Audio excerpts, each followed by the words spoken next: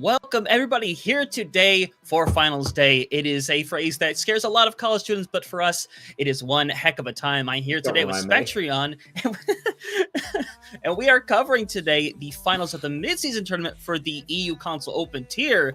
And this match should be an absolute banger. We have one team that has been pretty dominant so far throughout the run with AFMT, and Oblivion, who have kind of come out of nowhere and have found themselves in this final spot, which I don't think a lot of people would have quite seen coming. Oh, absolutely not. But, first I want to say that obviously we're in still relatively uncharted territory with the season, 9 reworks, all HP coming through. Obviously, everyone kind of knew that was going to shake up the meta, but I don't think anyone really expected just how much it kind of was. We've seen different metas, different compositions ran in different regions from team to team. Everything is so up in the air right now with what heroes people are playing, and that's just on PC. Console, of course, a whole different ball game. Different input method changes so much about what kinds of value you can get and how you can find it. So I think we're going to see an entirely new world here today, and I, for one, am so excited to get into it. Of course, Oblivion, AFMT, both fantastic teams, and considering the kind of games we've had so far this weekend, these last couple of days, then hopefully this too should continue that same trend. Yeah, and I do think there's a grand possibility, but the one thing we kind of have to note about this entire tournament we've had here in the mid-season for the EU Open console tier, they have all been 3-0s. Every single last one has been a 3-0, but I hope that's not quite the case today. I think Oblivion does have a great opportunity to kind of show what they can do here today, because in my opinion, I think there's far more on the line for a team like AFMT, who still has refused to drop a map. While Oblivion has taken multiple losses in that regular season, so we're kind of looking for AFMT to continue showing that dominance, and a slip up here against Oblivion, it could cost them a lot of momentum going into the rest of the season. I mean, last CGL match I cast was Pumpkins versus Ushi's Daycare. Pumpkins coming into that also undefeated, and they ended up losing that 2-3. So maybe there's something in the air, something in the water, something when I cast. Either way, we'll see. I'm just saying, I'm not calling it going all the way, but I'm saying I have a feeling. Okay, I have a feeling. Got a feeling. I have a lot of those feelings, and those feelings tend to be wrong a lot of the time. So I might stop sharing my opinions here today, but.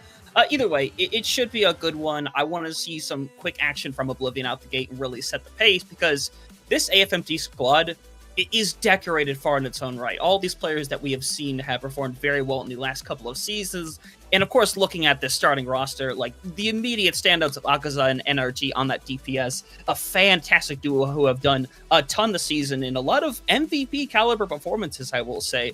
Of course, Necry is on the tank, Mini and Jot going to be over on the support line. And I mean, I've already spoken the absolute praises of AFMT and Spectreon. It's hard not to with how well they performed in this season and the past couple of seasons as well.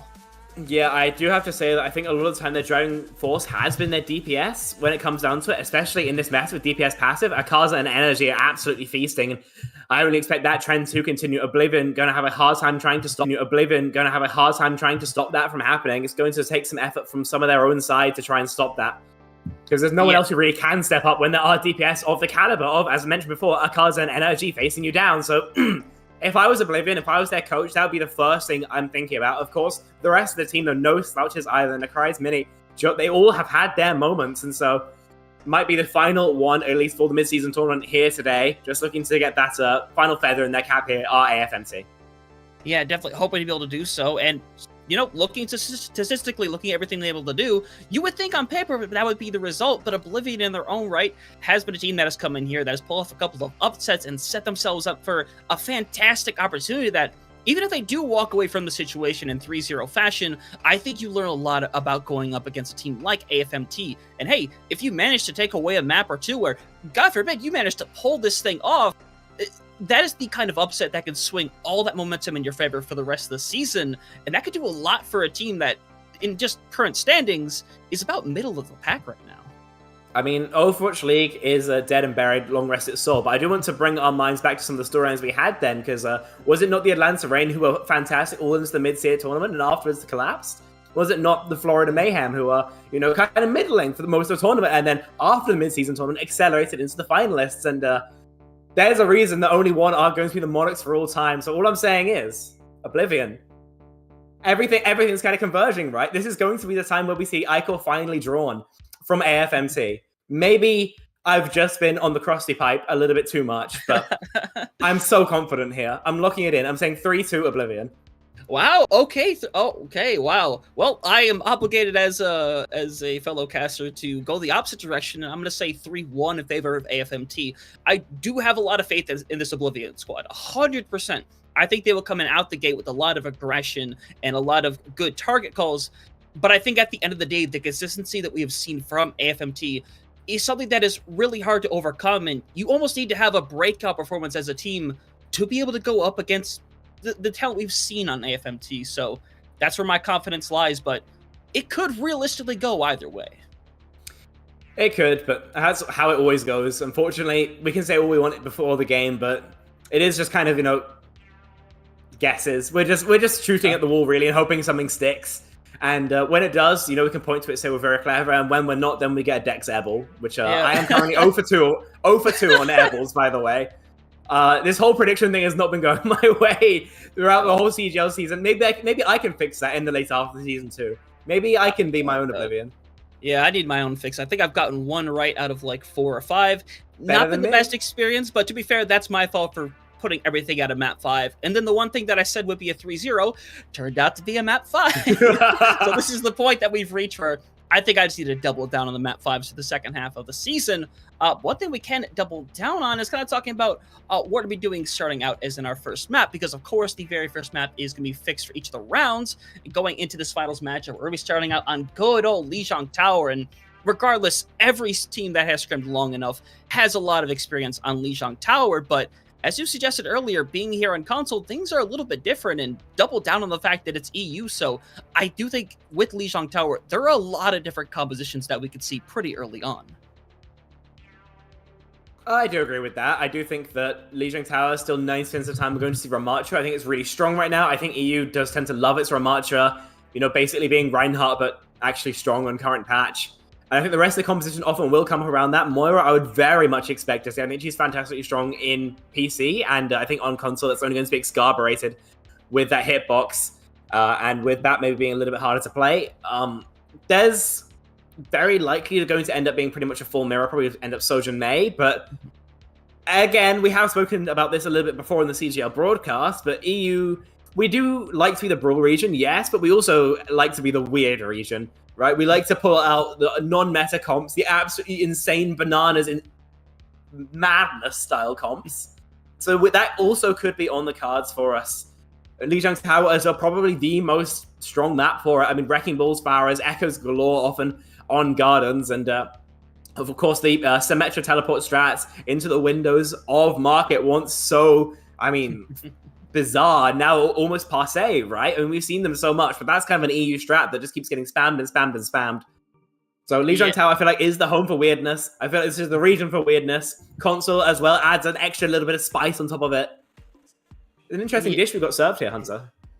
100%. Like, I have a lot of appreciation for the EU region. I say this as someone that has lived in North America for their entire life. I love coming here over to EU, and especially like console where my home used to be. So kind of seeing this combination, it can bring out a lot of weird compositions, but I am entirely fine with that. I am fine with seeing something other than, Diva Winston 5 maps in a row. As much as I love my dive characters, it's really cool to see the Junker Queen come out. And honestly, with the way the meta has been shifting over the past month and a half, almost every tank has kind of seen some bit of the limelight thus far, and that could change tomorrow, because guess what? We get a brand new patch tomorrow directly after the finals, which, we'll obviously get more detail on that when we do some good old Friday Night Overwatch, but of course we're going to get in here in a moment, and I don't know. It's kind of tough to call, as we kind of already talked about, what kind of compositions we think they're going to bring out. A lot of it does come down to the luck of the draw as well, because if we go to some place like Control Center, it's likely that we'll see a lot more brawl-style compositions. But obviously, if we head over to Garden, it's going to be a little bit different scenario, because that opens up that area to poke, to dive, and it could just be, that luck of the draw that we get out of Control sometimes, where what if you only get the 2, dive-ish style maps, but you don't get to the brawl? And if that's your preference, that could be a big pain in the butt. Yeah, that's kind of how it ends up going a lot of the time. But unfortunately, only time will tell if we end up going there. I also want to say that I think you mentioned that pretty much every tank had seen playtime on this current patch. There are still a couple exceptions. Mauga is still appalling, terrible, should never be played. Roadhog is still appalling, terrible, should never be played. I think those are the two especially standouts, but it's just because they have a really big hitbox, no form of damage mitigation at all, so they really do just get punished the hardest by, you know, that DPS passive, which is kind of everything everyone's talking about right now. It is the hot topic in Overwatch, and it is what defines the game. So I think the ones who get punished by that the most are probably who we're also going to be seeing buffed up. Remember, mid-season patch coming online. So this is going to be the last time some of these teams have an official on this old patch. Could be the last hurrah for some of these teams. And also, every time a new patch comes out, there's always a shake-up in, you know, which teams are strong, which ones aren't, just because of your hero pools, because of how you like to play the game. And this could well be, you know, the last hurrah of AFMT. I know I've been preying on their downfall a little bit here, but I mean, with not having dropped any maps so far, we have to spend some sort of narrative, right? So, you know, new patch, will they be able to have that same sort of, you know, result? Will they be able to have that same sort of success? Could Oblivion do the same? Could they be able to, you know, even improve on the record of their opponents? You know, those are all thoughts for the future, but while we're still waiting on the specifics of the patch to all kind of be fleshed out, only time will tell. Yeah, it's again, it's a toss-up in its own right, because the amount of times that we have sat here just this season alone and said very confidently, yeah, this game's going to go like this, it can shift an entirely different way. And that can happen just from what happened to that very first map. Let's say Oblivion comes in and they pull out something that AFMT is not ready for, and they come away with a 2-0 or a 2-1. That kind of momentum can really swing throughout the rest of the series, because it is far more comfortable to be playing while you're in the lead than going in from behind. And some teams thrive in that environment. Some teams love to kind of have that come from behind victory. But a team like AFMT, who has not dropped the map, that's the variable. We have not seen them drop a map. So what happens if that does happen, and especially earlier on? Is that confidence going to stick with them? Are they still going to play at the same level? Or is that one map loss going to make them suffer more and more and more, and potentially Oblivion could pull that upset? That's a worry that I have in general. I don't think it's a big worry with AFMT themselves, as much as you pray for their downfall. And hey, I will fully disagree with you here. But if it's going to happen to one map, I feel like it could spiral out of control pretty quickly if Oblivion just decides to keep on the pressure. Yeah, unfortunately, to find that, we will have to go to a short break where we get everything right and tight in the lobby. When we're back, though, AFMT versus Oblivion. You guys don't want to miss this.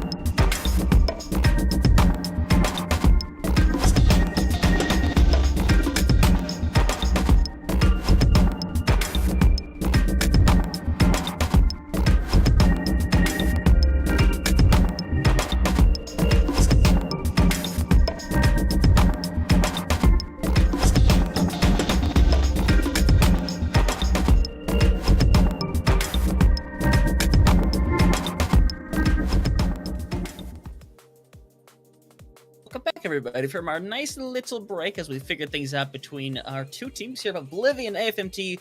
We're about to play in the finals of the mid-season tournament here in the EU Console Open tier. And Spectron, we've already talked this match to death and how much this does mean to both of these teams. And at the end of the day, I'm really just excited to try to get into this thing and figure out, you know, what kind of team Oblivion is. We've kind of figured out from seeing AFMT many times and seeing their players over the course of the last couple of seasons, but Oblivion, I'm really looking forward to seeing what they pull out. And yeah, I got spooked for a second there. Yeah, I was like, oh no.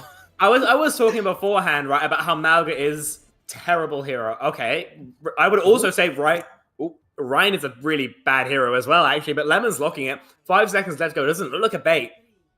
Even at yeah, it is a bait. I got baited. I hold my hand up here.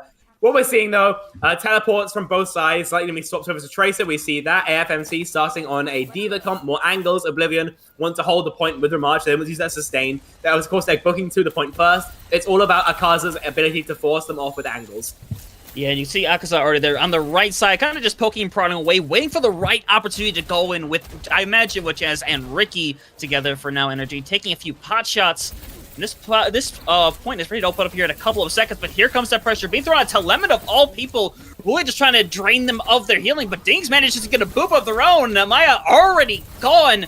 You see Elliot right now trying to bring this one back, but Akaza really just trying to hunt down the rest of the supports, eventually going to be able to do so.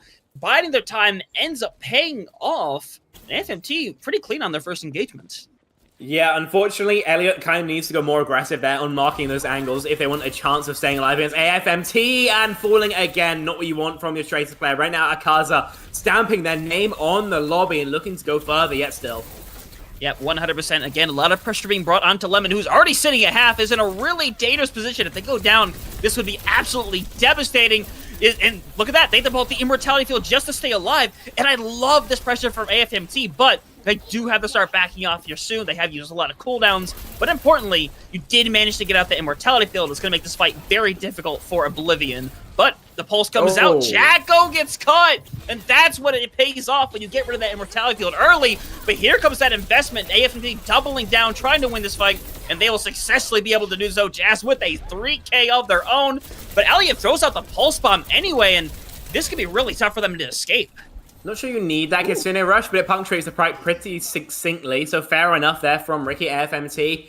Now up to 60% and climbing. Oblivion have not yet had a chance to start tossing some of those check marks up this window onto Jacko. Could be it. Could be the tool that cracks this fight open. And a free rotator point going to be unharassed. The bomb!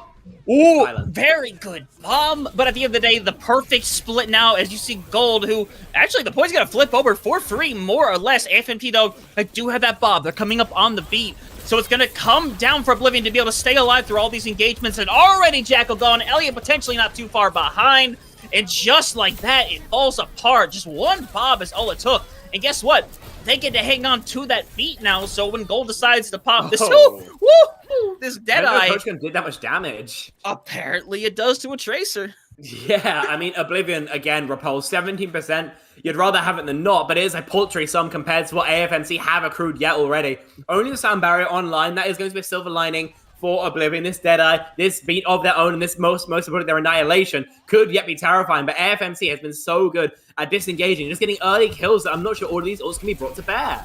Yeah, Maya, though, does have a beat of their own, so this engagement could be a bit easier. Gold went all in on that one. Doesn't end up paying off energy. Ready for that one.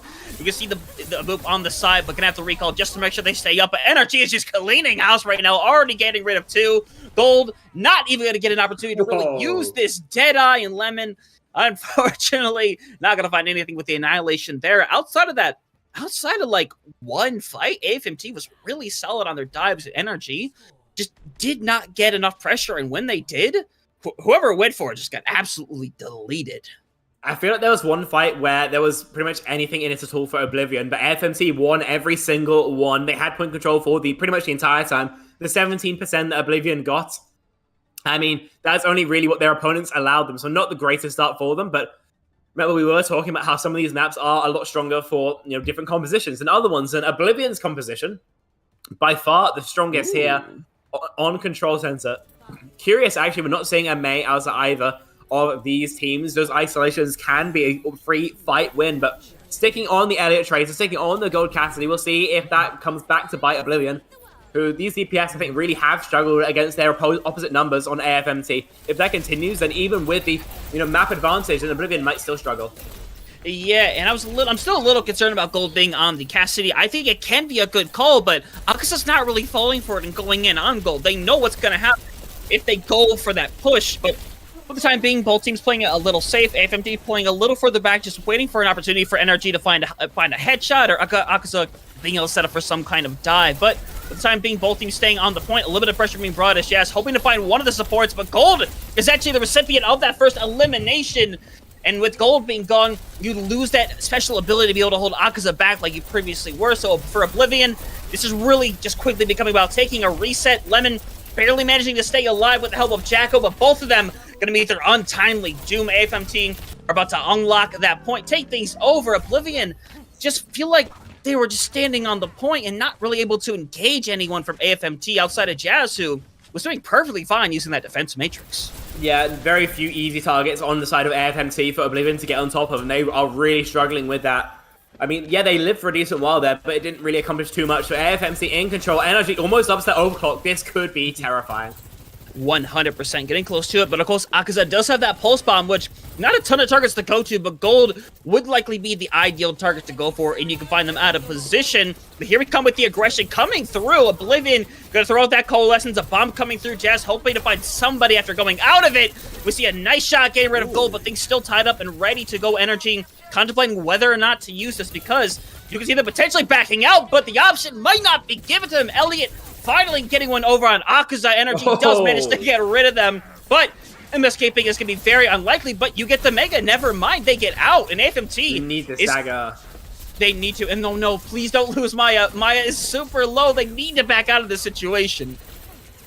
Yeah, Mia looks like able to survive, at least for now. Oblivion get control of the point. Not without some losses, but control all the same. Ultimate's now here, online, going to make holding this point a hell of a lot easier. An early pulse would be perfect here. This annihilation has to be what Oblivion's fight plan is built around. Yep, you can already see for the time being, Jazz just kind of staying a presence on the point. And here we go. We see the double support DPS ultimates actually from AFMT. Not really finding a lot of recipients yet as Dinks is going to go down, which is going to be devastating because now you lose that speed and with Akaza falling as well. Oblivion, this is the momentum going back in their favor. And this time around, they're going to be able to clean up basically everybody. So now they get to play up front and AFMT used 3 ults and didn't even win that fight. Yeah, this looks like entirely different teams here now. Yeah, Oblivion do spend their biggest ults by far, so Jacko kind of has to charge a quick coalescence here, but AFMT, as you mentioned, they spent heavily and they got absolutely not in repair, so Oblivion very comfortable with how they're playing right now, and if they can just keep replicating that, then we could see 1-1 here on Lijiang Tower very quickly.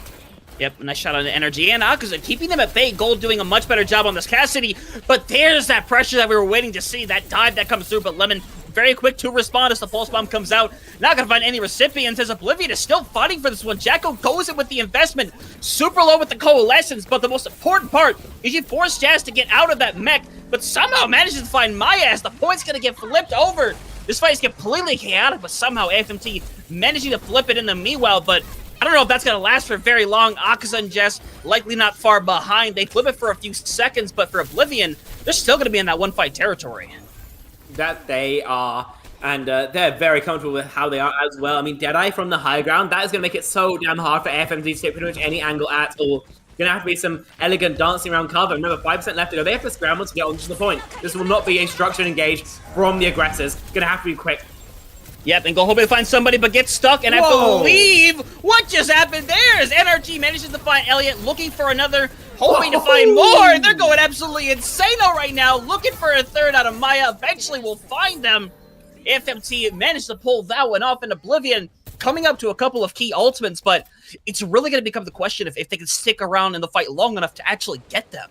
I mean, NRG looks like a bloody Duracell right now for AFMT, just re-energizing the team entirely. I mean, with a play like that, how can you lose? And now, Oblivion on the outside looking in, still have ultimates, but AFMT, again, have the overclock and energy now, hitting a little bit of form, could do a lot more with this one. Yeah, and I think Oblivion have this situation where they can take their time a little bit, work up to get this beat. And Elliot's getting super low as well. You gotta make sure you're watching behind, because Akaza is still dealing a lot of pressure to this team. So, again, take your time, get these ultimates together. You're about to have that beat. Go aggressive on the beat now. Mia, I hope you end up using this thing now, because the last thing you want is energy to get you. And here comes that aggressive beat. No slide to work with either, so they're going to go down. The pressure is now being brought. The overtime is going to kick in for the time being. It is just Jazz on the point, though. Going to use the bomb, hoping for an absolute miracle. But the miracle is not going to be found. AFMT going to get wiped off the point, and nobody is going to be able to make it back. Oblivion managing to hold on, and they're going to force us to the third round of Lijiang Tower. Hero play or not, Oblivion comes all the same. On the map that we kind of did say it was favored for them, they're able to get the win out, and, you know, though it wasn't as dominant as AFMT's own victory was, it's a victory all the same, and I have to say, it did look like they had the upper hand for, you know, most of that point, so yeah, hats off to Oblivion, who have come out swinging here in our mid-season finals. They've shown that they've come up to play, and they've shown that they can cause AFMT to bleed. Going to be a little bit harder now on this more open map. It's going to be probably more advantageous for AFMT. Jace may struggle to find value on the Diva, but other than that, the other 4 members are going to have the easiest time of their lives getting onto off angles. So going to have to be picture perfect from Oblivion. Elliot has to continue this form on the Tracer. You have to be winning out your 1v1s against Akaza. If you're not, then you have to be considering a swap over to a different, maybe more passive hero like a Mei. Yeah, definitely. It was a bit more even as we went into that second round, but already that's a quick start for Mia, already being down, and now hoping to find that boop onto Lemon. Very close, but Gold is the one that ends up getting found. And Spectre, that fight is over just like that. At that point, you might as well take the reset as Lemon. Get out of there. Don't give that boop charge over to Lucio, because Dinks is already sitting at 30%. It could have gotten a heck of a lot more if Lemon would have actually gone over the edge early there. Yeah, I mean, I don't know what to call that. Mia going down early there from Jace's micro missiles, that's a fantastic opening pick, one that should never have come through. And because of that, Oblivion have not a single chance in that first fight, arguably the most important one on control. So re-engaging around the White Room, probably the correct play here, but already this is going to be a hell of a lot harder than they're hoping for. Yeah, way harder, especially here on this map here at Garden. It is especially tough to be able to come back and take this one away. But if you're, I was gonna say, if you're Elliot, you're sort of make your way around, but unfortunately not gonna be given the chance. And now this could be a tough 4v5 situation for Oblivion. it's more or less becoming an unwinnable fight unless they can find either Akaza or Dinks who are getting low in their own right. But the longer Oblivion stick in this situation, the more they're going to be picked off. But that is a bit of a fair trade right there. But Lemon is getting super low, being kept up very consistently. But Jacko is abusing the Coalescence, and it is thrown into the void. There'll be a quick reset now as AFMT not going to give the point up for even a second. And that's 50% and counting. And they're going to have absolutely everything for this next one. I mean, when Akaza went down, I did get a little bit worried there for AFMT, but they're able to stabilize it. And I have to say, Energy has been taking names on this Sojourn. I mean, do we have to hand cam this guy? Because, I mean, aim like this, I didn't know you could get with just 2 sticks. Evidently, my eyes say otherwise, though, and re-engaging 63%. Oh, this is painful. Yep, it is going to force them back, and Jacko going to be just killed just like that. And now you have a great opportunity here to find a couple of these kills a little bit later, but it's just going to be Elliot who's going to get out of that situation. I mean, the singular bright side you get as Oblivion is, hey, you get to work up to your Annihilation, and AFMT used 2 ults to win that fight, but now touching the point, not going to be nearly as easy as it would have potentially been last time. Our touch is still pretty comfortable, though. 15%. Worst comes to worst. Jacko, Mia, Elliot can all get on relatively easily.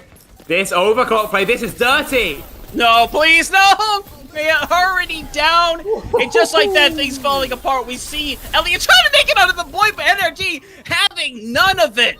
We saw Oblivion fight back in the second round, but AFMT said, hold my beer, as they're going to take Lijiang Tower, a defiant final round. I mean, Mike Tyson once said that everyone has a plan until they get punched in the face. Oblivion had their plan, and though they'd get a good sock onto AFMT than AFMT, I mean, they swing back so much harder. That was absolute domination that we saw here on guard, and look at this play. So fantastic. You're not reading that any day of the week, and Energy, of course, hits the shots necessary. Fantastic out of AFMT. They show why they've had a golden season so far, and they got 1-0 here in our first map of the series. Yeah, and it looked pretty back and forth for a hot minute when we look back at that second map, because Oblivion, they kind of figured out the code a little bit. Just unfortunately, when this map opened up a little bit more, that kind of pays tribute to that Diva Tracer composition, especially the Sojourn as well, as we saw from NRG, with these, you know, open up to that extent. So I don't know, it's a tough scenario, but for Oblivion, I do think you learn a lot from this first map. You know what you can contend with, and you know where not to take this team now, which creates an unfortunate situation that, you know, this back and forth can eventually only really go in AFMT's favor, but Oblivion do set themselves in a good position to pick the next map and try to take us somewhere where I imagine has a lot more close quarter, somewhere that you could try to play a composition that doesn't quite go in with that Diva, because the Ramatra wasn't doing bad by any means. Just when things open up, I feel like they lose a sense of who they actually want to go after, and that speed just doesn't pay off nearly as much if it was a map with a lot shorter corridors where you can really corner someone and pummel them down. Yeah, I mean, showing that you can take the brawl on brawl and win it out, maybe not comfortably, win it out all the same. That's a huge victory already for Oblivion. You know, considering how brawl heavy I think the meta kind of is right now, how the map pool is right now, I think it's very playable for them to kind of keep forcing that going forward. And yeah, you did mention, Hunter, that you know, if it goes flips back and forth between brawl dive maps, then they're going to struggle. That's true, but I think the overall brawl is playable on more maps than dive is at the end of the day. You know, I mean, where dive is playable, brawl is incredibly tricky, but you know, if you try playing like a dive composition on King's Road, a lot of the time you're going to really struggle, especially through that second, that third phase of the map. So I do think that it's definitely not all over yet for Oblivion. I think they've definitely shown their pathway to victory, but going to be pretty tricky but actually finding their way there. Eichenwald, that's not what I would have picked. I'll put it that way. Very interesting choice in terms of where you want to play your hybrid. I'm really curious actually to see what Oblivion have cooked up here, because I consider these long sight lines, oppressive high grounds, especially through the second area of the map, really quite favorable to their opponents, actually. And yeah, third point, definitely going to help with that remark that we saw out of them, but there's a lot of map to go before you get there, so I'm very curious to see what Oblivion have in store for us here, Hunter. Yeah, I will make a bit of a point as well that I think that Ramatra style composition could pay off to some extent on that very first point, where that choke is on that little bridge, because, I mean, we've played enough games in our time, we've watched enough games in our time to know that some teams just don't figure out a way to get through if there's too much span coming through. Now, with a team like AFMT, I do think they will find a way past it, but I don't necessarily, blame Oblivion for making this choice in the first place. Midtown is a decent pick, but I mean, I saw a team pick against a Midtown on AFMT, last week, and let me tell you, it actually went kind of decent. I'm not even gonna lie, but taking a look at these compositions, Oblivion gonna be going out on the Zarya to start things out here. I mean, Spectron, this just has to be anticipation of the D.Va coming out, right? I mean, I guess so. Zarya is in a bit of an interesting spot in the meta right now. Just provides so much frontline damage, but if AFMT has the focus fire to pop the bubbles, then Lemon could find themselves in a world of hurt. So it will be about being able to toe that line between, charging your energy on that Zarya, getting that beam up to that, high damage mode it can often be in, and keeping your self-sustainability up, being able to stay alive. And because if you're picked early, of course, not only does it reset your charge to 0, but you're not doing any damage while you're dead. All right, there we go. Coming out here from Jace. This is a whole comp swap up now. Entirely new look from AFMT. This is entirely new to me. I'm so curious to see how this plays. Well, actually, in some of my own scrims, we have been dabbling with the Malga here and there. You can still run it like a dive like top position, but unfortunately, that's a little bit more difficult when you kind of run in without a plan. And Lemon quickly going to get themselves up to basically 100 charge and just delete AFMT. That could have gone a little better. A couple of times. I thought they would run up to like pillar, heal up a little bit, or get a little bit further, whatever. But no, they just hold double the entire way. That gives Elliot gold, Lemon all the time in the world to pick them apart. Swaps now over to the Winston. This is a lot more judicious.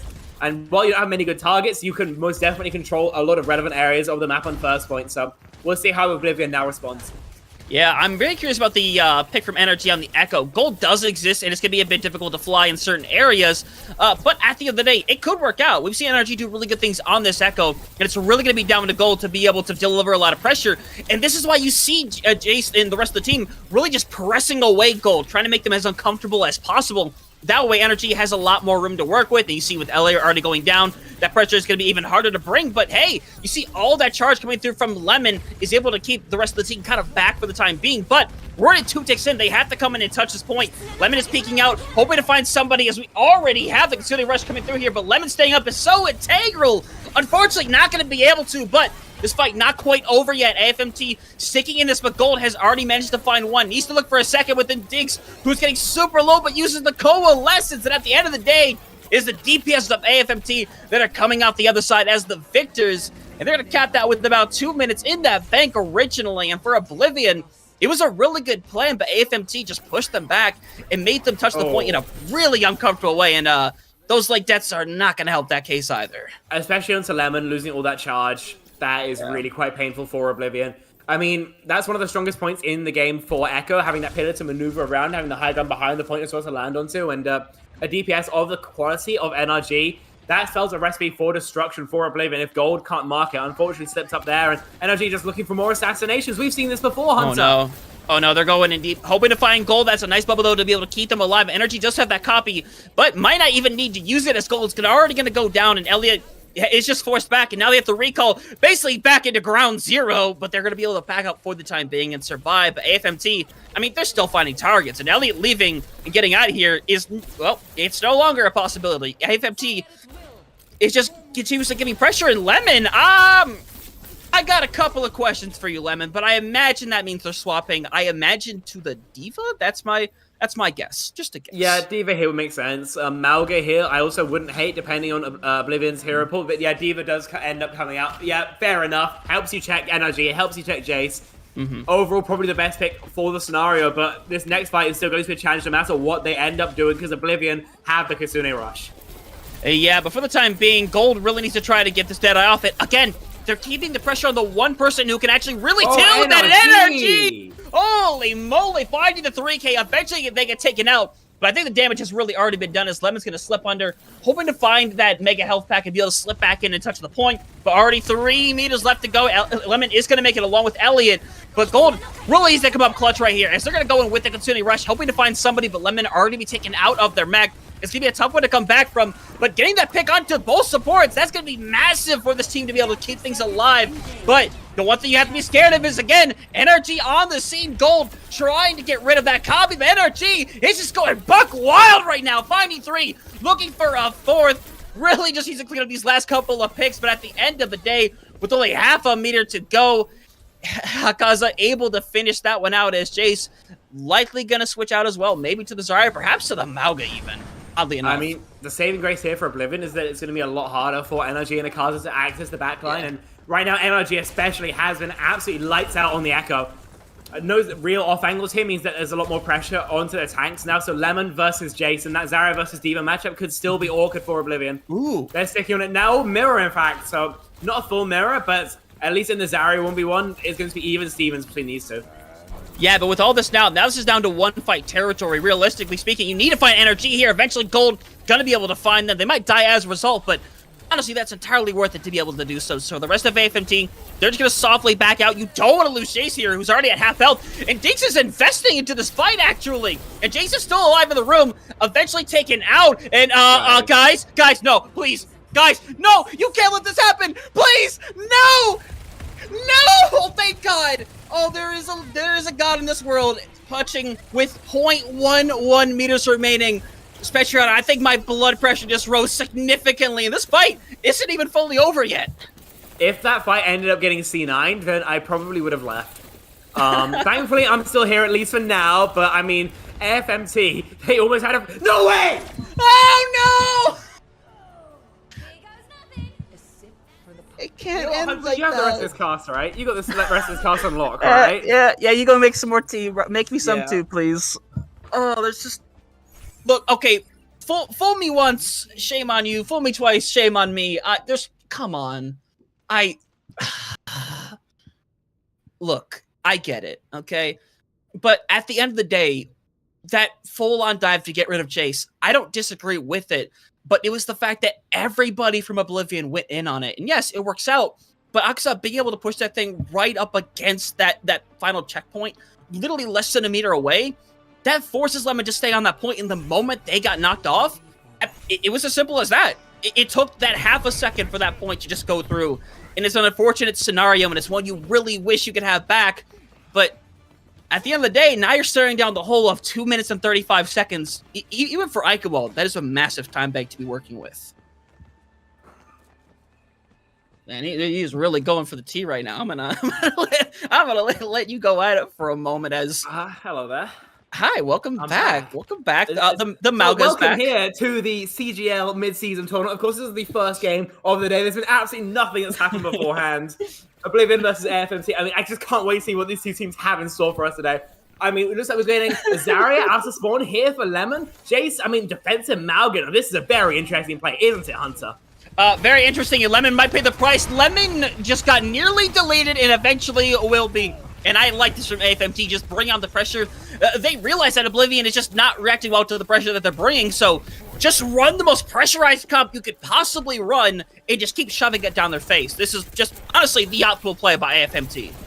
I mean, pressure does make diamonds, but right now Oblivion might be crumpling under it. Akaza going down makes it a little bit awkward, though. Maybe we're seeing a little bit of that hardness eventually come through. Oh dear, NRG's off the map. AFMC, I think, slips on a banana peel here. I understand wanting to, keep the pressure high, but unfortunately, it looks like it has five back the other way as Vision.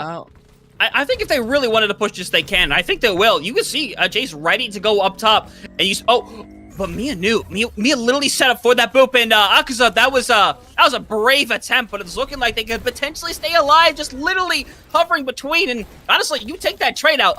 Maybe not that trade out though, as AFMT is now going to be back in a really good opportunity to kind of just hold this inside area as Lemon's going to go down, lose all that charge, Gold getting super low, and for AFMT, even though you lose that point, you're still in a really good position to hold this area down. They've already touched the spawn doors. AFMT not wanting to stop the BM just yet. The Mauga of Jace, I mean, doing so much just damage at close range. These double chain guns shredding through Oblivion. They have been able to, at least recoup the space around the objective, around their spawn, but so much work left to do on this attack. Yep, 100%. As they're kind of just looking for an opportunity here. Mia already going to be taking out, though. That's going to be devastating for them, and you just have to back out now. You lose your speed. You lose that ability to really stay alive in the fight. And now, again, we get another reset here. Akaza gets that late pick on the Jacko. And Oblivion, they might have to invest quite a bit just to get out of this area, honestly. Yeah, really struggling right now. I understand the motivation behind this Orisa pick to survive the raw damage that Akaza and Jace can bring to bear. Oh, perfect peel to allow Elliot to survive. Akaza was so close to finding an early pick there. Yeah, and here we go. Hoping to find Elliot. What? And they go for the pulse. And that's a fair trade-off. I like Lemon coming in on the horse. But at the end of the day, Akaza is just going to double down, find one, make it two. Gold does manage to get rid of NRG, but Gold, you might want to start running for the... That should never work. I mean, Akaza right now is having his own moment in the sun. Saw NRG pop off like that and said, no, I can do it too. Oblivion once again sent back to spawn, investing in the Kitsune Rush there, not what you love to see. And AFMT again going for the spawn holes. Yeah, and NRG, don't do Miss Dirty. Please, no. Please, you can't do this. The beat comes in just in time from both sides. Gold is still going to go down, but that pulse bomb does manage to be negated to an extent as NRG back on the scene. Elliot being forced to recall. And you know, the one silver lining, Jace does go down. If you can reset here and not lose anybody else, you could set yourself for a really good opportunity. Unfortunately, everyone is staying alive or dying pretty late more so. So now Jace might be able to get back decently quickly, honestly. Yeah, it's definitely possible. I have to say, I do like this from NRG. Cheeky, I know, but that has been AFMT's game plan the entire time. Is anyone spot him? Won't get the elimination. No. And, you know, hey, it's fine at the end of the day. Lemon does have a great tool to work with, though, because they're going to be able to kind of corral everyone together here in a moment. But we're seeing the aggression, Ricky bringing out that Kitsune Rush. And here comes that pulse bomb, hoping to separate. Lemon, this might be your time here, pulling the corner in a second. They're going to pull everyone together, hoping to find somebody. Unfortunately, really only Akaza going to really get affected in that scenario. Gold not going to get out alive, and I mean, this is just the pressure being put down constantly. And now both supports staying alive later than they probably should be, so that one pick from earlier is, again, going to amount to nothing as Oblivion. They can't even get past this open area anymore, Spectreon. I mean, the Malga is okay. I mean, getting the Tracer differential there, fair enough for AFMT, but this Malga in general is such a tricky obstacle for Oblivion to get around. They just can't dislodge this beefy presence, and they don't have the raw damage to force them to run back either, and so everyone's just getting low before they even get into the fight. Yeah, and I wonder what you do as Oblivion at this point. You're trying a couple of different things, but nothing's really working quite yet. Sure, you're finding that one pick, but AFMT, all they have to do is just keep the pressure on, and I can see Akaza getting very aggressive here in a couple of seconds. The cleanse is out, and they're going to pull them all together. They're going to send you down main, get sent to the sky, but it don't matter. Akaza's going to find two, looking for a third, setting up for the fourth. That is play of the game worthy, and AFMT are just playing with their food at this point. I mean, Akaza lets it rip, and the shotgun's good for two more. The bloody Terminator out here looking for more eliminations. Still Oblivion able to regroup at least, but that is still a deadly blow to the egos of Oblivion. Speaking of deadly blows, though, the HP of all of AFMT is low. Maybe there's a chance here, finally. Yep, but Ricky already has another... to crack open the choke. Yeah, but already, and they have the Death Blossom. Golden sees it. They're ready to go on it, and they're going to send it down, looking to find more than one. But they barely found one within Dinks. Ricky is still managing to stay alive. Same with Akaza somehow. The rest of AFMT is trying to stick in this one. But eventually, Oblivion is going to be able to open up that door. But Spectreon, that took, I think, like somewhere between 3 to 4 minutes just to open that gate. Just to open the gate. And a minute left to pass through the entirety of second point. Not really what you'd love to see. Cards to hold, especially strong. AFMT won't have a chance to access it because they held so aggressively. Actually, they're fighting for the space, and recapturing all of this is tragic for Oblivion. Now they have to go through all the difficulties of attacking second without any of the time bank to soften that blow. This has to be value from the Kitsune Rush of Jacko, else they are going to be staring down the barrel of a reverse sweep if they want to get anything here in this finals.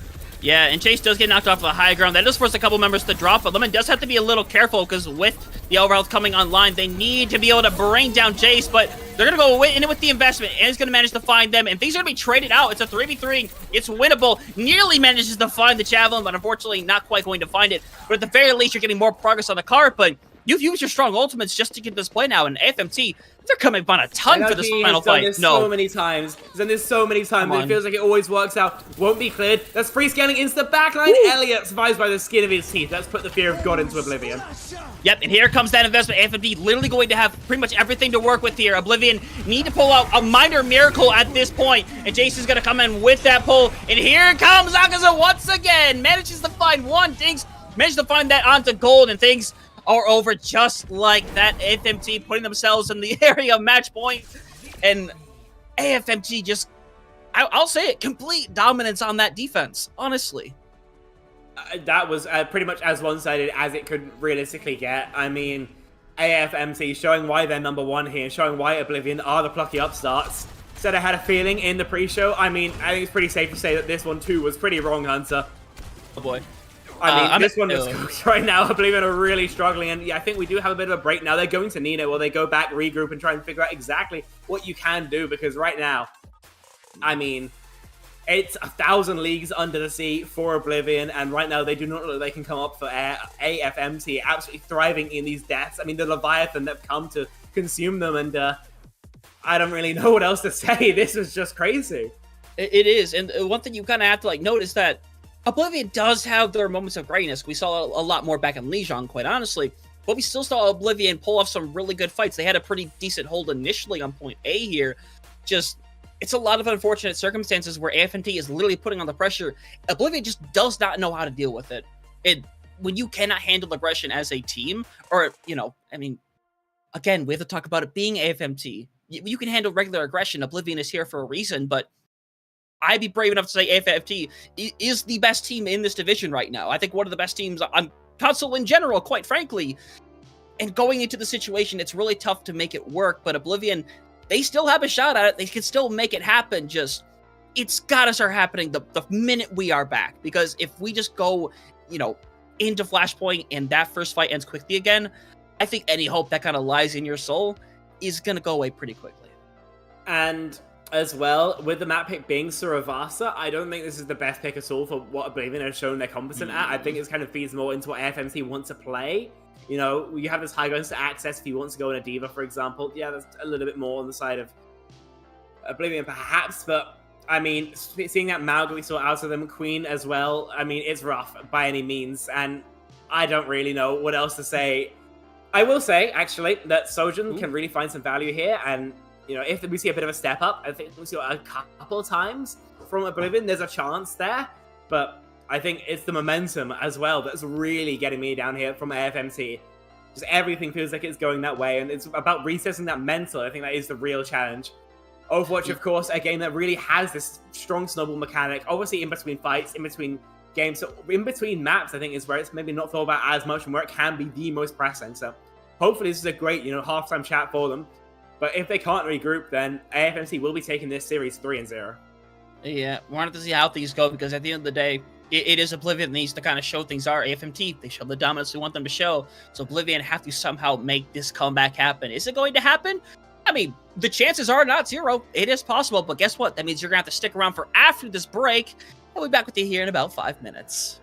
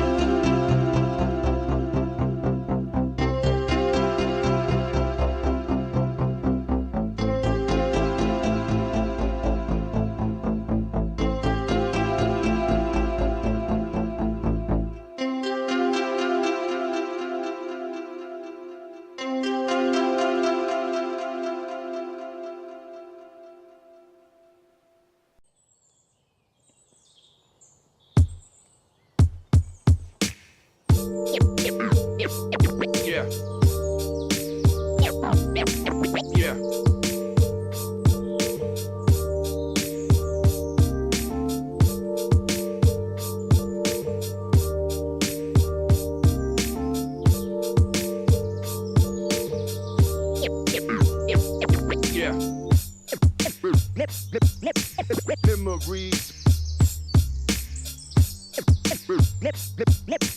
Memories.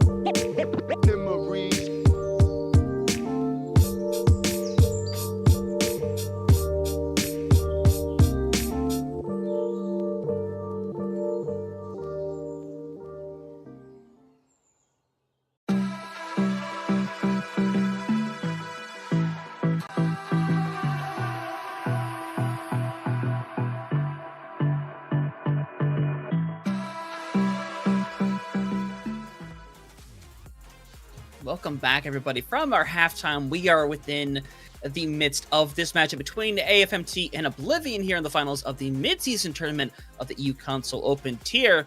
And especially when we looked at that first map, and it seemed like a decent amount of back and forth, even though we did have a pretty nice exclamation mark from AFMT at the last point of Lijiang Tower.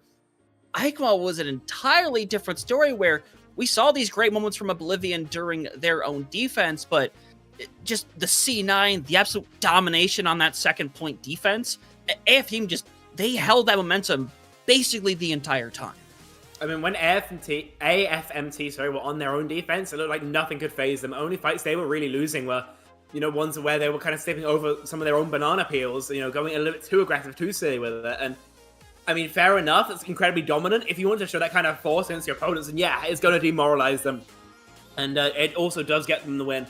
Suravasa, I think, does tend more towards Eichenwalde than Lijiang Tower and how the map often plays, so by no means are Oblivion out of the woods that they've just, passed through yet, but maybe a little bit more even, swapping over to this Queen comp, a bit of a reset in terms of composition, everyone's on more or less their comfort heroes, and Junker Queen as well, incredibly strong in this map, so fair enough, you're going to get especially a lot less value out of Akaza's Reaper in this matchup, and Akaza was one of the big names that were really causing problems here for Oblivion.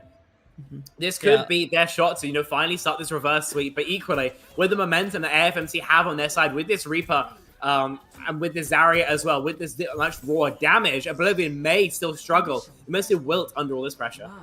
I'm going to be very honest. I think this was the best case scenario in terms of what Oblivion could pick as their composition. I do think Lemon has been decently strong, but I think that Ramatra is someone that just ends up being a target for pressure, honestly. You see Ramatra standing there blocking, they're just getting booted away, constantly getting hit with the debuff. But for Lemon, they're going to be able to engage a lot quicker using their shout. They're going to be able to get a lot of the overhead health that you would get as a Junker Queen. But for the time being, Gold is the one that's finding themselves a little out of place, and Akaza is going to attempt to engage and is going to find it, but they're in a really bad position, but they're not getting any pressure, by the way. Gold died, and the rest of the team just said, all right, bet, we'll book it. That's fine.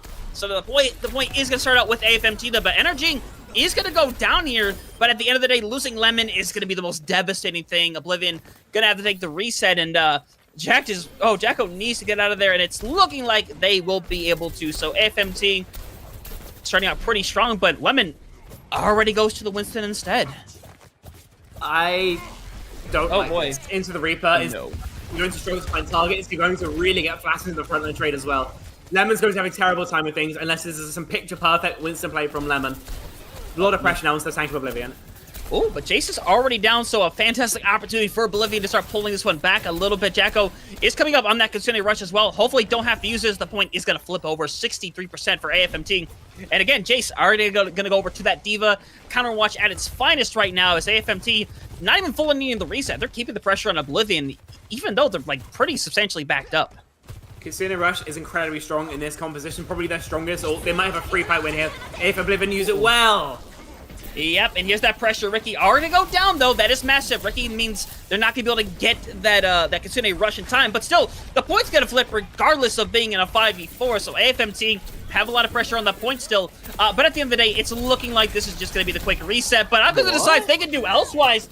They go heavy for the investment. And trust me, as a caster, as a watcher, I appreciate it. But that was not the right call in that moment.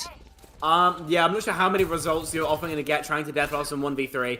Not really ult for it, and yeah, punished pretty rightly. So Oblivion now taking up last fight here for AFMT. Market can go either way here.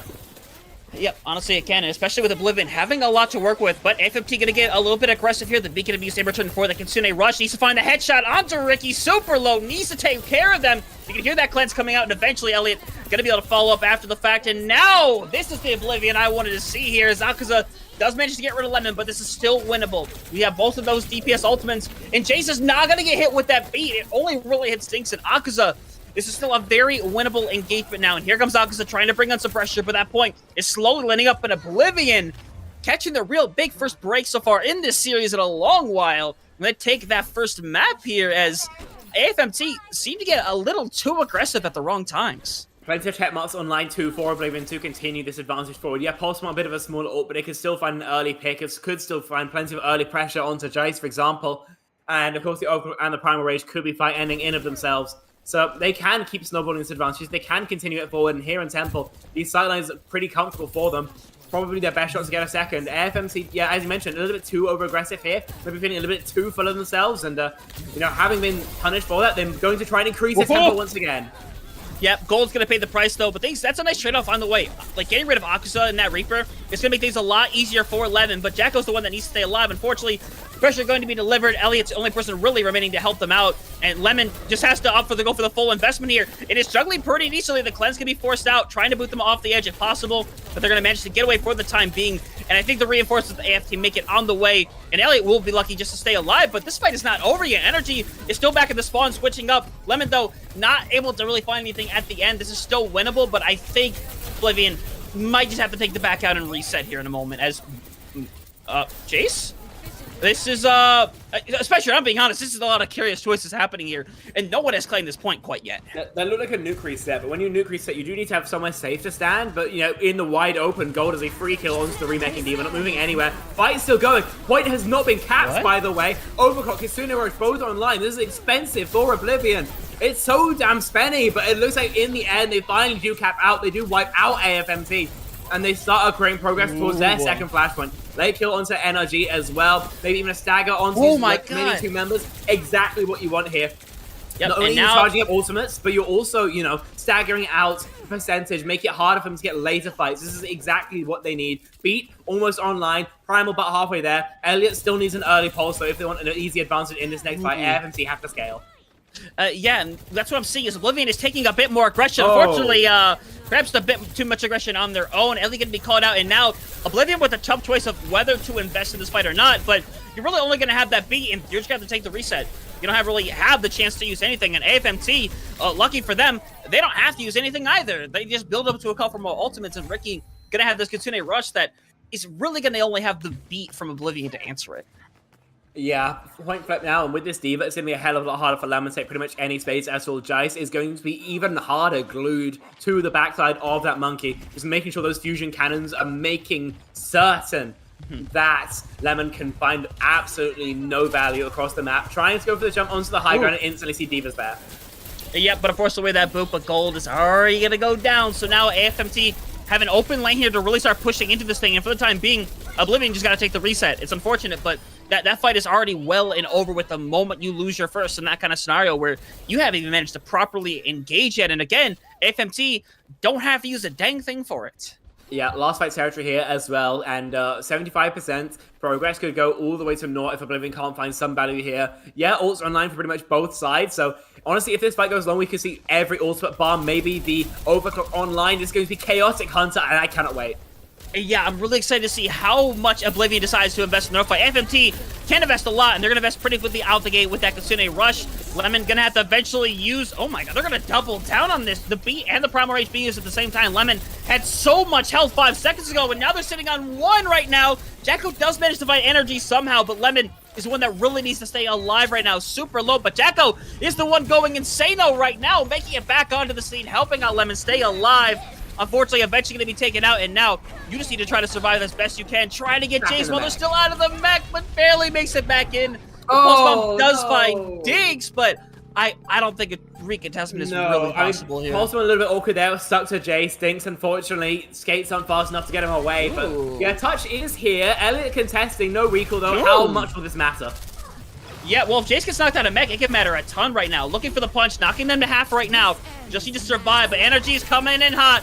Looking to find that Lucio perhaps, but Elliot's actually going to go down first without even the help of it.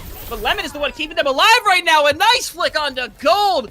But it's Lemon who's staying alive for this team, keeping these going the best they possibly can. Not finding that touch. You guys do not get off this point a second time. I am asking you. I am begging you. Oh my god, you're giving me a heart attack. And they finally flip the point back over. But this fight is not over yet. Akaza has now found 2 in their own right, looking for a third. This fight, Spectron, is so important for the rest of this series. It really is. It could define the entire map and define the entire tournament. And AFMT again in control. That means Oblivion have to be the ones with the onus. Yep, Gold. It comes down to Gold, but that touch is not going to be available anymore. Sliding around, hoping to find something, but nobody going to make it back to that point in time. Oblivion, they go with the investment, but at the end of the day, it does not work. And now AFMT take all that previous momentum right back. And now they're bleeding profusely. Members, I mean, Ricky, Jace, all finding exit frags. I mean, yeah, respawns aren't too terrible for Oblivion, so it's not as punishing as maybe it could have been, but really not what you love to see, because that's just ult charge over to your opponents. That is an additional advantage that they are more than capable of leveraging here. AFMT going to play slow to Echo soon, it rushes online, then they can do whatever they wish with it. I mean, honestly, yeah, that's the point we've kind of reached already, so Oblivion got to make something beautiful happen here, quite frankly. So AFMT, for the time being, are going to already get rid of Elliot. This fight is in a really tough scenario. And Energy, all right, Energy, we get it. You're the best soldier on console. We understand. We fully get you. Lemon hopefully trying to find somebody else, but unfortunately not going to be able to. And you wonder now, Spectreon, how long is Lemon going to stick on this Doomfist? Because the Winston wasn't necessarily doing bad, but they're really starting to catch Lemon out in these situations. I think Doom is playable. I think you can play it in theory, but whether it's in practice viable, a different matter entirely. I'd say the main problem, though, is always NRG. If my Sojourn is finding 2 picks to fight, I'm more than happy. I'm giving him pretty much anything he's asking for, because with that kind of results, I mean, it's pretty hard for AFMT to lose it all. I mean, yeah, it's entirely possible. And Lemon gonna be forced to use their own ult to be able to kind of get out of the scenario, but there's that investment over on the Gold. Coming in hot, the bomb gonna be used just to stay alive. Hopefully it doesn't catch anybody, but Akaza, you son of a gun, finding the 2K. Jace does go down as a result of their engagement, but at the end of the day, that is exactly what you see out of AFMT, taking that 2K. And now, for Oblivion, if they lose Jacko and Elliot here, a touch is gonna become close to nigh impossible. And I think with Lemon going down, I don't even think you try it anymore. Yeah, lead goes over to AFMT with this flashpoint being flipped as well. And I have to say, if any member of AFMT could be criticized so far, again, I think it has to be Jace. Some of these self-destructs, I think, haven't been maybe optimal, but they're finding the success. Anytime Jace steps up, there is a member of their team who comes up, follows up, and is able to continue this winning streak. The back to winning ways, one of the beats of all time from Vinx. They want to engage mid-rotation. Yeah, and I don't blame them at all trying to take that, but the beat ends up not really working out. All things considered in Oblivion. Now they're going to have a couple of big ultimates here, especially if Gold managed to get this overclock, but unfortunately, not only is the pulse bomb going to miss, Jacko is gone early, and this is just okay, NRG, we hear you, we understand you. Lemon and Gold just need to get out of the scenario. AFMT are going to be able to get that first cap on the 4th point now, and Oblivion have some good ults to work with, but being quite frank, Spectreon, it's got to happen on this next fight, or it might not happen at all. Yeah, I mean, maybe you could wait for the Rampage to come through. Dinks won't be able to build beat to match it, but I mean, that's long way in the future here. This duel has to go the way of Elliot.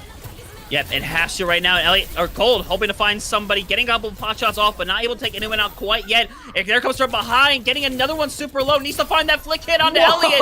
And oh my goodness, energy, and here comes that investment.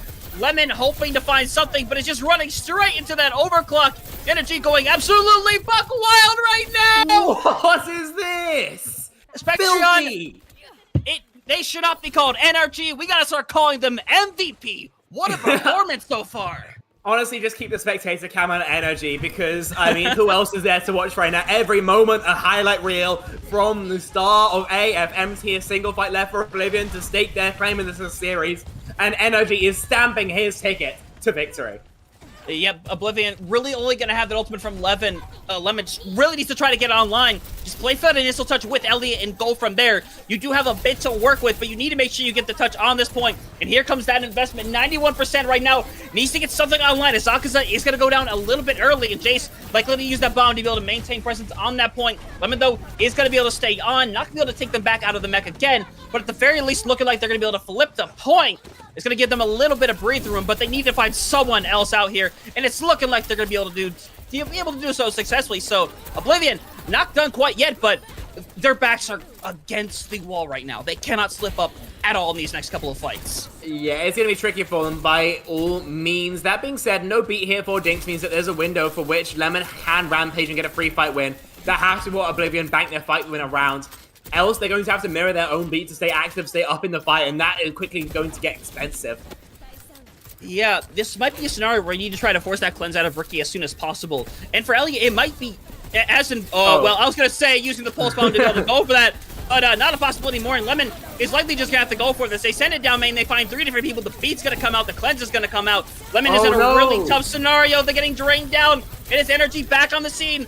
Looking to clean things up again. Gold manages to find that pick, but for Oblivion, it's really just Elliot potentially trying to make their way back. They're trying to get one more touch. Jacko dies. Elliot literally gets the last second touch. It's a big pulse to get rid of Jinx, but they have to touch one more time, and they're so far away, and they're not going to be able to. AFMT will win the mid-season tournament in a dominant 3-0 fashion. I mean, in that final fight there, it's all decided by that sound barrier not connecting onto the tank of Oblivion there. I mean, going down early, I mean, that is it. Unfortunately, Lemon had no chance of surviving, even with the extra sustainability the rest of their team had, and no chance then for the rest of Oblivion in that fight, 5 versus 4.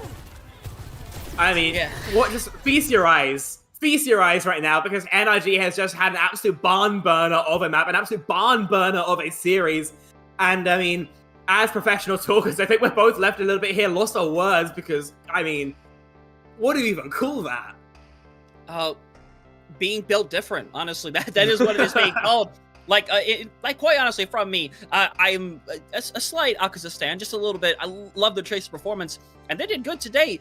But it is NRG that absolutely came out and just made this game their own. Every time Oblivion started to get something going, whether it was, you know, that second point on Lijiang, the very first point over there on Surafasa, even some points during the initial attack from that team, it just did not matter. Energy shut it down every single time, and that's not taking away any credit from the rest of AFMT, who did their jobs perfectly. But if someone tried to even touch Energy, they paid for it with their life almost every single time.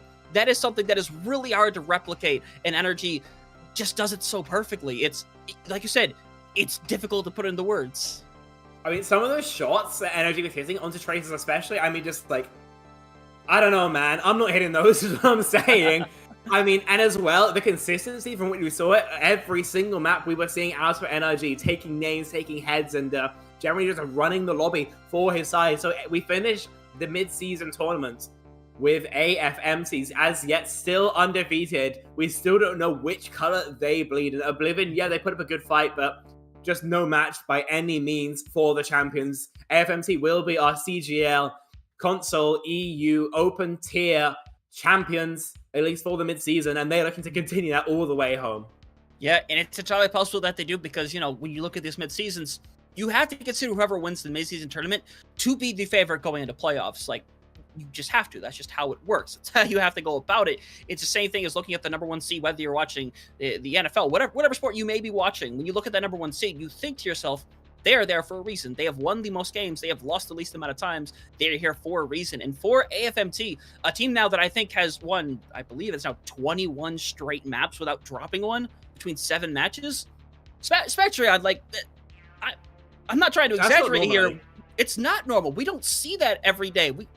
Even through previous seasons, it is a handful of performances to that degree. And this team that has done amazing things in the past, they are looking pretty set up to potentially take this one away with the dominance they've been showing just in the first half of the season. I mean, there's no other way of putting it. I would be very surprised if AFMT doesn't win the whole championship. I mean, we spoke a little bit in the pre-show about maybe some composition, maybe some meta swaps, maybe dislodging them, but I mean, after a performance like that, I mean, I think they kind of got it on lock, don't you? I mean, The individuals most definitely there. The team play, I mean, none can argue too. I mean, it seems like every aspect of their game right now is fleshed out, thought out, heavily practiced, and I mean, we are seeing the results coming through here. Yeah, I'd be very hard-pressed to think of a team who could unseat them into the later half of the season in pretty much any meta right now, because they did it on pretty much every comp imaginable. They did, and I really thought that team could potentially be either, we looked at, I talked a lot about the MMA versus Smelvin matchup, the way it went down. I thought one of those two teams were like the team in terms of who could take down AFMT, but we clearly saw from before in the semifinals, that was not nearly the case. Again, AFMT don't drop that map. They remain dominant, and now it's just the wonder of, can they keep it up? They still have a lot of people to face, and when you get into that playoffs, which by this point, yeah, they're going to begin for it. We know that for a fact at this point. But I want to see that performance continue onward. I know some of you viewers may be watching thinking, I don't want to see a team just win every single map over and over again. Why New York Excelsior? No, that is a fantastic storyline. I love seeing a team come in and be so dominant. And, maybe down the line we find that plucky underdog to be able to take them down. But today, it just wasn't nearly the case. Yeah, hard to disagree with that. I think that a plucky underdog is going to have to pray to have the kind of talent that we are seeing on the side of AFMT right now. I think that it's unfortunately just like, for lack of a better phrase, an everything gap right now. There's no like error. There is no, big weak spot that we're seeing on the side of AFMT. That's why so many teams, I think, are struggling, against them. We are seeing so many different compositions. We're seeing each individual come up. They're just playing really well. And, for any opponents who maybe haven't played them yet, for opponents who may have felt that kind of wrath, and that has to be terrifying going forward.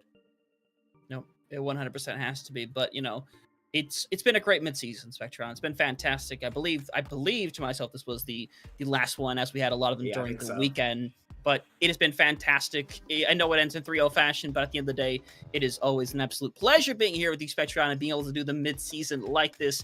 But of course, we have to thank people backstage because we had a lot of help from Little Joe and Beam Garden today, who are always fantastic to work with. But of course, that's going to be it for us here today. But again, it has been an absolute pleasure. And hey, this is just the mid-season tournament. We are still going through another half of the season and eventually getting into the gigantic playoffs that we have every single season. So you don't want to miss out on those. So please, hit that follow, respond on the social media. We try our very, very best. We want to keep bringing as much action as we possibly can. But of course, that's going to wait for the second half of the season next week. But thank you very much for joining us here today. And we will catch you all in the second half of the season.